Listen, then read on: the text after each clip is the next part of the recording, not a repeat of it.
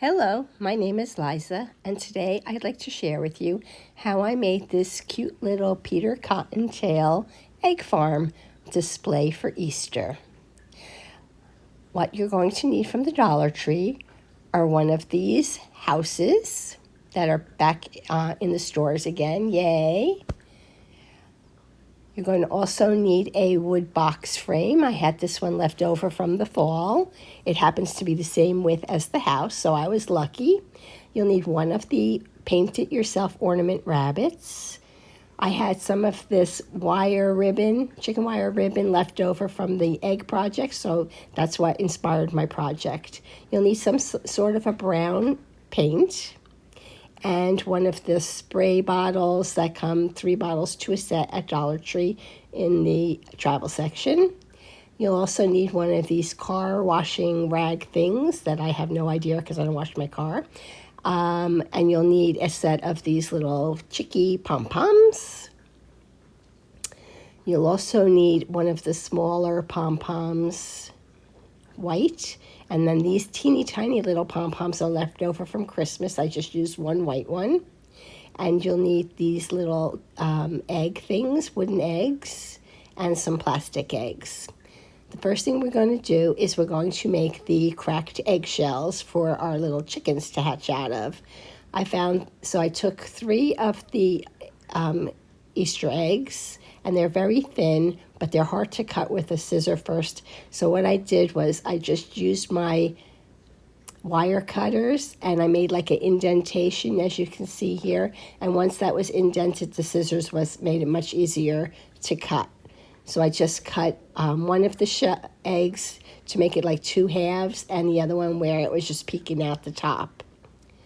Then I took the football centerpiece out of my box. I saved the 2 pieces that make it dimensional because we're going to use them again. And then with a staple gun, I just stapled the chicken wire into 3 sides of the inside of the wood box. And then on the little, I used some wood glue just along the 3 edges, wide enough so the house would sit on it, and then I let that set. I didn't paint the house because I thought those were really pretty Easter colors, so why should I? Next, it was time to cut a piece of that white car wash thing cloth, the size of my bunny, but I didn't want my bunny to be white because in my childhood, Peter Cottontail was brown. So I took white water in my spray bottle and just a drop of the brown paint, and I shook it up, and then I gave it a good spray.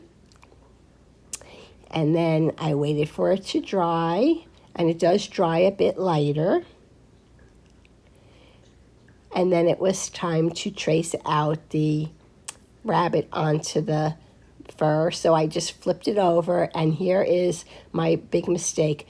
Use a brown Sharpie because the black will show through later. So I cut it out.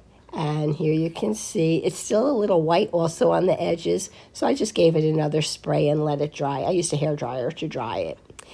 Then I glued it onto the wood piece, and then I needed some bunny fur, so that's just that car rag thing.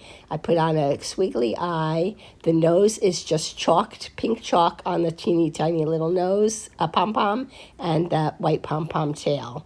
And then I had one of those carrots painted from another project, so I gave Peter Cottontail a carrot to eat, and a little bow was just off of another pick. And then it was time to glue our 2 foam pieces to the back of the bunny. I just did that with some hot glue. I'll probably be sorry after I put the stuff out next year because I'll probably have to glue it again, but that's what it is. Next, I wasn't sure what my chicken eggs were going to sit in. First, I was going to just cut up raffia, and then I thought maybe I'll just put some sand. So for sand from the beach and some Mod Podge, I just Mod Podged the bottom box with a thick layer, threw in some sand, and let it dry. It's going to be still a little bit loose, but after Easter, I'm going to shake off, and then it should be okay. Then it was time to assemble our little chickies. And I had a little trouble because I wasn't sure what that third little yellow wing piece was, but then I realized, oh, it's the top of the head. You don't see that, excuse me, in any of the Dollar Tree pictures, so I thought I would show it to you in case you were having a trouble where to put that. And then I also put a second one together, even though you're not going to see any of it except for his head, but I just wanted to make sure, that it wasn't going to fall back into the egg. And then I started placing my eggs inside the box. And then I needed some signage for my farm. So I using my Cricut just for the design space image. I saw this one that was free part of Access. So I printed that out on computer paper, just the size of the little egg. And I painted 3 of the little eggs just with a coat of white spray paint because I'm a little lazy. And once that was dry, I cut the little printed image down to size with some Mod Podge, and I Mod Podged it onto one of the eggs.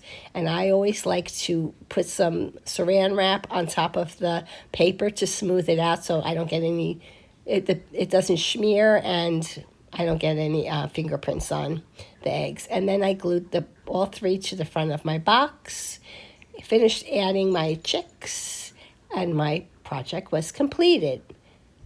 Quarantino and I hope you enjoyed our project. If you did, please give our video a thumbs up. Leave us a comment. I'd love to have a chat with you. And as always, if you aren't already subscribed, please consider doing so. Quarantino and I will be back again soon with another project. Thanks for watching. Take care.